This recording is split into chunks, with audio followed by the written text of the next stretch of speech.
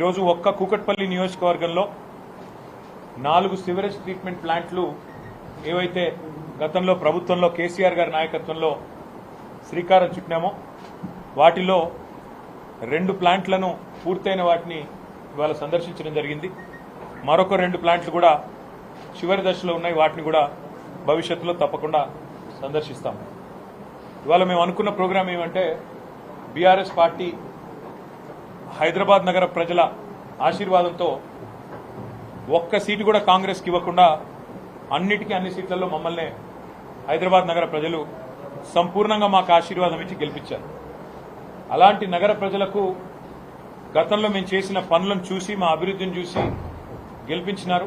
వారికి హృదయపూర్వకంగా శిరస్సు వంచి నమస్కారాలు, ధన్యవాదాలు తెలియజేస్తూ గతంలో ఏదైతే పనులు కొన్ని ప్రారంభించి ఇంకా చివరి దశలో ఉన్నాయో వాటిని కూడా పూర్తి చేయడానికి మేమందరం చిత్తశుద్దితో కంకణబద్దులమై పనిచేస్తామనే విషయం చెప్పడానికి ఈరోజు 4 ఎస్టీపీలు ఒక నియోజకవర్గంలో, ఒకసారి మీకు లెక్క చెప్తాను, దాన్ని బట్టి మీకు అర్థమవుతుంది. ఫతేనగర్లో దాదాపు 175 కోట్ల రూపాయలతో 133 MLDల ప్లాంటు నిర్మాణం పూర్తయింది. ట్రయల్ రన్ జరుగుతూ ఉంది. ఖాజాకుంటలో 20 MLDల ప్లాంటు దాదాపు 40 కోట్ల రూపాయలతోని నిర్మాణం పూర్తయింది. అది కూడా రన్నింగ్లో ఉంది. రెయిన్బో విస్టాస్ దగ్గర 43.5 MLDల ప్లాంటు దాదాపు 75 కోట్ల రూపాయలతో నిర్మాణంలో చివరి దశలో ఉంది. ముల్లకత్వాలో ఒక 25 MLDల ప్లాంట్ దాదాపు 45 కోట్ల రూపాయలతో మరి అది కూడా చివరి దశలో ఉంది. అంటే ఒక్క కుకట్పల్లి నియోజకవర్గంలోనే, ఒక్క నియోజకవర్గంలో హైదరాబాద్లో దాదాపు 350 కోట్ల దాకా సుమారుగా ఖర్చు పెట్టి ఈ ప్రాంతంలో ఉండే ప్రజల ఇక్కట్లు తీర్చడానికి కుకట్పల్లి నాలా కావచ్చు లేదా స్థానికంగా ఉండే నాలాలు కావచ్చు, వాటిలోంచి వచ్చే నీరు వల్ల ప్రజల ఆరోగ్యం దెబ్బతినకూడదు. ఆ మురికి నీరు వల్ల తప్పకుండా వాటిని శుద్ధి చేయాలన్న ఉద్దేశంతో ఈరోజు ఒక్క కుకట్పల్లిలో 350 కోట్లు ఖర్చు పెడతా ఉన్నాం.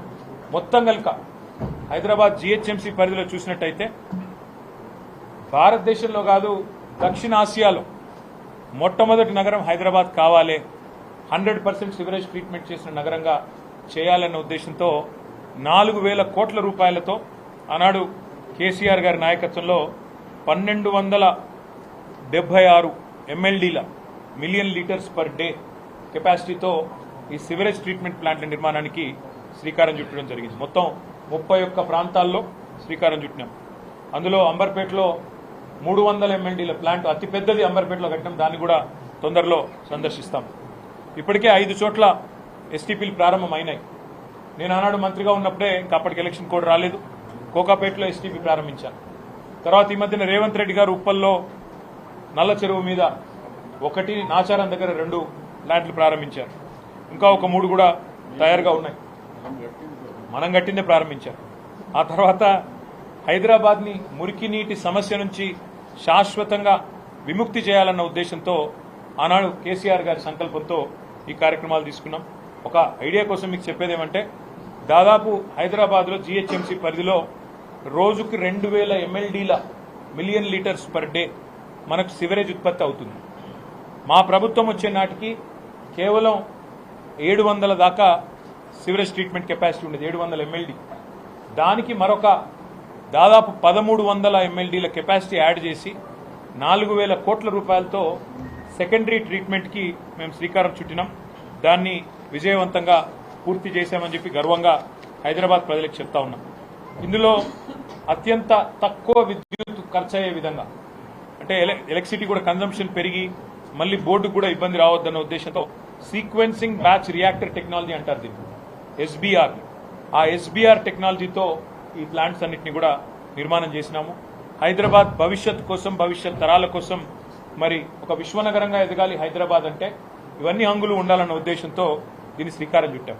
మళ్ళొకసారి చెప్తా ఉన్నా, నేను భారతదేశంలో కాదు దక్షిణాసియాలో, సౌత్ ఏషియాలోనే మొట్టమొదటి సిటీ హైదరాబాద్. 100% సివరేజ్ ట్రీట్మెంట్ చేయబోతున్న మొట్టమొదటి సిటీ హైదరాబాద్.